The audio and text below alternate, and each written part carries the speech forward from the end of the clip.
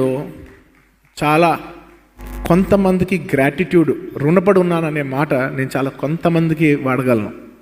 Obviously మా తల్లిదండ్రులకు వాడతాను, మా తాతయ్య గారికి వాడతాను. ఎందుకంటే ఒక రైతు ఎలాగైనా సినిమాలో రావాలని ఆ రోజు ఆయన డిసిషన్ తీసుకోకపోతే వాళ్ళందరం ఈ సినిమా ఇండస్ట్రీలో ఉండేవాళ్ళం కాదు. సో మా తాతయ్య గారికి, నాకు లైఫ్ ఇచ్చిన తల్లిదండ్రులకి, నన్ను ఎప్పటి నుంచో ఫస్ట్ సినిమా నుంచి సపోర్ట్ చేసిన మా చిరంజీవి గారికి, ఆ తర్వాత నాకు తెలీదు నాకు సుకుమార్ అంటే అంత ఇష్టం అని.